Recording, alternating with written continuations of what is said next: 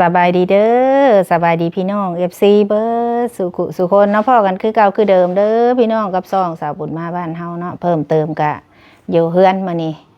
กำลังว่าสิออกไปข้างนอกพี่น้องทางสาวบุญก็ได้ก่อนสิออกไปข้างนอกกับพอดีเนาะทางสาวบุญก็ได้พี่น้องเข้าเรื่องเข้าราวเลยแหละสาวบุญก็ได้พอดี FC เนาะที่เพิ่นติดตามสาวบุญมาโดนนั่นแหละพี่น้องเพิ่นกับป้าเตอพี่น้องนี่แหละเพิ่นก็ส่งคลิปที่น้องมีออกมา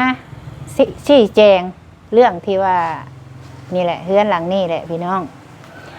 เราว่าเราบ่ขายว่าซั่นว่าเฮานี่ไปเว้าให้เราอับอายขายนะเราเว้าแนวนี้เราออกมานี่คันว่าบ่ขายเนาะสิโพสต์ลงไปเฮ็ดหยังในโลกโซเชียลคนเขาเห็นสบุญก็ว่าซำนี้แหละ FC เพิ่นว่าสบุญเอ้ยไปเบิ่งในเด้อคลิปอันน้องเมย์เพิ่นออกมาเว้านั่นแต่สบุญก็ขอบคุณเนาะทาง FC ที่เพิ่น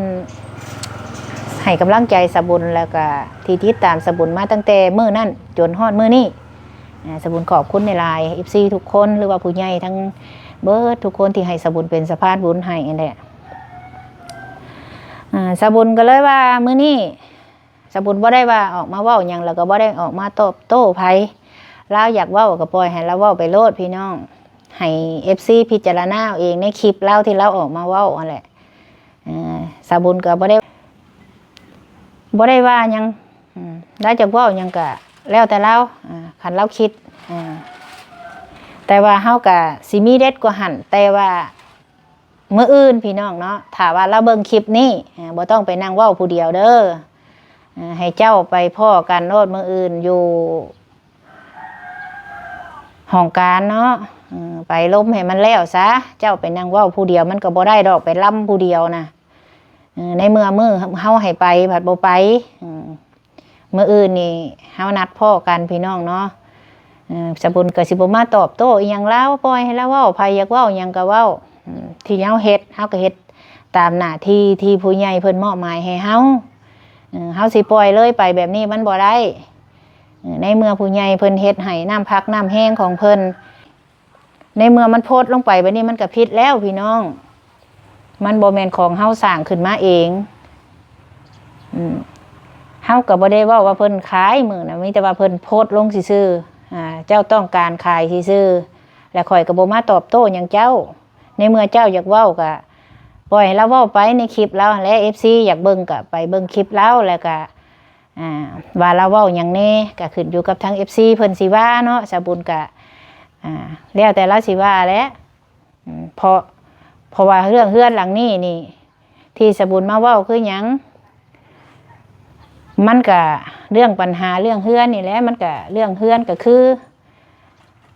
บ่แม่นปัญหาเกิดจากเราแหละคือเราว่าแหละเกิดจากเฮานี่แหละเพราะว่าเฮือนหลังนี้เฮาเป็นคนตั้งขึ้นมาเด้เฮาเห็นเราแหละเฮาก็ไปถ่ายคลิปแล้วแล้วก็ผู้ใหญ่เพิ่นเห็นผู้ใหญ่เพิ่นอีตนสงสารเพิ่นก็เลยสร้างให้พอมันมีอันนี้แล้วก็ผู้ใหญ่เพิ่นก็เลยให้เข้ามาเบิ่งเฮาก็บ่ได้อยากวุ่นอยากวายดอกพี่น้องเฮาก็บ่ได้มาใกล้แต่ดนแล้วนอกจากว่ามันมีเรื่องมีราวแบบนี้นะสบุญก็บ่ฮู้ดอกว่าสิเป็นจังซี่พี่น้องเพราะว่าเฮาก็ไปช่วยมานี่ก็บ่แม่นว่าหลังนึงหลังเดียวถ้าว่าหลังใดมีปัญหาเฮาก็ต้องไปแก้ผู้ใหญ่เพิ่นก็ต้องเพิ่งเฮาทุกคนทุกเคสแหละพี่น้องบ่แม่นแต่เป็นองค์สบุญดอกนอกจากอันเขาเจ้าสิบ่ฮู้เขาจังบ่ไปเนาะอันนี้สบุญว่าสายบุญทุกคนก็สิคือกันนั่นแหละบ่เป็นแต่สบุญดอกถ้าเขาเจ้ารับฮู้นะอันนี้ในเมื่อเฮารับฮู้เฮาสิเชยอยู่บ่ได้ผู้ใหญ่เพิ่นก็อาศัยเฮาเด้ในเมื่อเฮารับเงินของเพิ่นมาเฮ็ดให้เด้เพิ่นก็อาศัยเฮาก็อาศัยเพิ่นในเมื่อว่าถ้าบ่มีเพิ่นเฮือนหลังนี้ก็บ่เกิดพอเพิ่นตั้งขึ้นมาแล้วในเมื่อมันเกิดปัญหาเพิ่นก็ต้องให้เฮามาเบิ่งมาแก้เพิ่นเฮ็ดเพิ่นบ่ได้เฮ็ดให้เฮาว่าแบบนี้เด้เพิ่นเฮ็ดให้เจ้าอยู่เด้บ่แม่นว่าสิส บุญก็บ่ฮู้สิเว้าหยังหลายพี่น้องตามนี่แหละมีแต่ว่ามื้ออื่นนัดพ่อกันไปเว้าคนเดียวมันบ่จบเด้อเจ้าเบิ่งคลิปนี่มื้ออื่น 9:30 นทางในบ้านเพิ่นนัดกันแล้วข่อยบ่มาตอบโต้หยังดอกเจ้าเว้าก็ให้เจ้าเว้าไปโลดในเจ้าเว้าในมุมของเจ้าข่อยก็เว้าในมุมของข่อยเจ้าเว้าของเจ้าก็ถือของเจ้าก็ขึ้นอยู่กับว่าทาง FC เพิ่นก็เข้าไปเบิ่งเอาว่ามันเป็นจังไดหั่นนะว่าเราเป็นจังได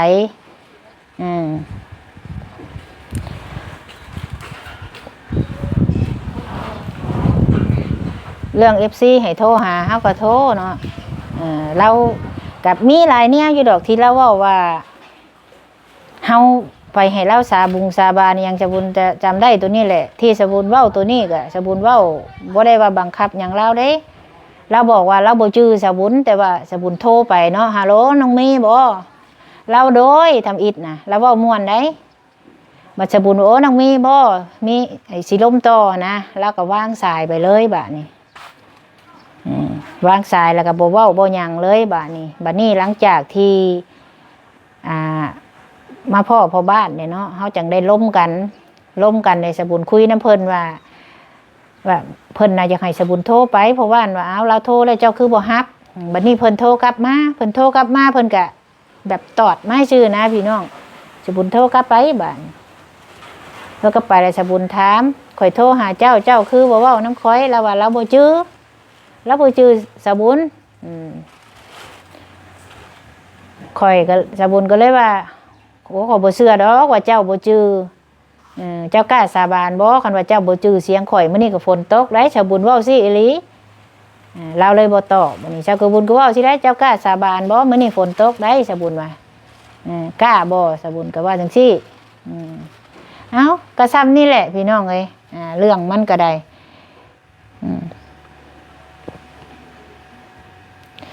มีแต่ซ้ำนี่แหละมีแต่มื้ออื่นเนาะนัดกันแหละพี่น้องคันเราเพราะว่าเฮาก็สิเว้าซ้ำนี่แหละมื้อนี้มีแต่ได้ขอบคุณทาง FC และที่เพิ่นติดตามสะบุญเนาะเรื่องเฮือนเรื่องซ่านนี่ก็ได้จังใดก็สะบุญก็บ่เว้าหลายถ้าไปเว้ามื้ออื่นมันมีเด็ดอยู่พี่น้องมื้ออื่นนี่เพราะว่าเฮาก็สิเว้าตามที่เราเว้าหั่นแหละมื้ออื่นนี่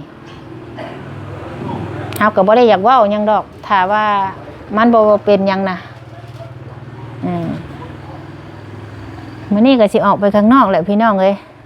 บ่มีหยังดอกสะบุญก็ได้บ่อยากมาโต้มาเถียงไผไปเบิ่งคลิปแล้วเองเด้อพี่น้องเด้อถ้าผู้ใดอยากอีหยังก็สะบุญก็เฮ็ดหน้าที่ตัวเองคือเรื่องเฮือนสะบุญบ่ได้มาเถียงไผดอกว่าผู้นั้นน้อยผู้นี้ใหญ่บ่สะบุญบ่ได้เก่งขนาดนั้นพี่น้องเอ้ยสะบุญบ่ได้เราสิเป็นจังใดเราสิใหญ่หรือสิน้อยเราคนเก่าคนใหม่ก็แล้วแต่เราใหญ่แล้วก็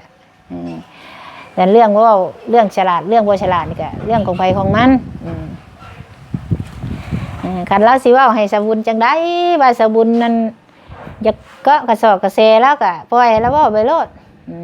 แล้วแต่ FC สิพิจารณาเอาเองก็แล้วแต่เราสิว่าให้สะบุญทุกคนเลยเฮาก็ท่าติดตามเบิ่งนี่แหละว่ามันสิเป็นจังไดสะบุญก็บ่ได้ว่าตัวเองอันดีดอกสะบุญก็ได้เฮาก็เฮ็ดหน้าที่แทนผู้ใหญ่เพิ่นนี่แหละเนาะพี่น้องเอ้ยเฮาทำคันผู้ใหญ่เพิ่นบ่แนะนำหรือว่าบ่มอบเวียกให้ไผสิไปกล้าเฮ็ดเนาะคือเฮือนนี่แล้วเพิ่นให้เฮาเฮ็ดจังไดเฮาก็เฮ็ดตามเพิ่นนั่นแหละบ่มีหยังดอกเฮาก็ทำตามหน้าที่เพิ่นคันเพิ่นว่าบ่ต้องไปดอกเฮาก็บ่ไปคันเพิ่นให้ไปก็ไปในเมื่อเฮาเฮ็ดเวียกให้เพิ่นเนาะในเฮาเป็นลูกน้องเพิ่นแหละคือเฮาเฮ็ดงานนี่แหละทุกคนเฮ็ดเป็น YouTube นี่ก็เป็น YouTube สายบุญนี่ก็สิคือกันกับสายบุญนี่แหละพี่น้องเอ้ยพอมีปัญหาเฮาก็ต้องไปแก้เนาะสิได้หรือบ่ได้ก็เรื่องนี้สายบุญก็ขึ้นอยู่กับทางมันผู้ใหญ่เพิ่นเพราะว่าคือผู้ใหญ่เพิ่นนี่ก็เป็นผู้ใหญ่ที่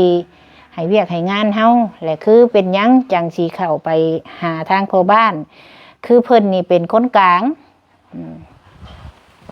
เพิ่นนี่เป็นคนกลางของ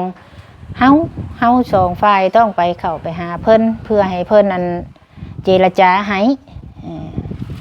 เพราะว่าเฮาเอิ้นเราบ่ไปอยู่แล้วเฮาต้องผู้ให้ผู้เพิ่นเป็นกลาง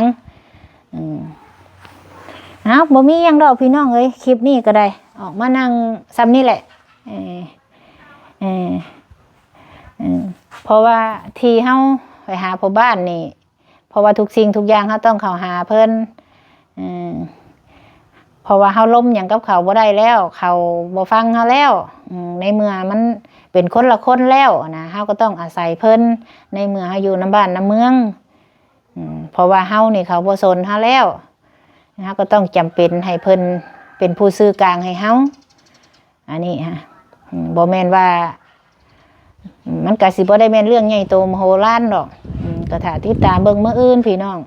สาบุญนี่เตรียมพร้อมทุกอย่างและมื้ออื่นนี่แต่โตเล่าเองหันสิพร้อมบ่พร้อมก็บ่ได้เด้นัดกันเด้คนเฮาเว้าหยังมันต้องมีสัจจะเด้พี่น้องเพราะว่าผู้บ้านสิเชิญเพิ่นมาหั่นแหละ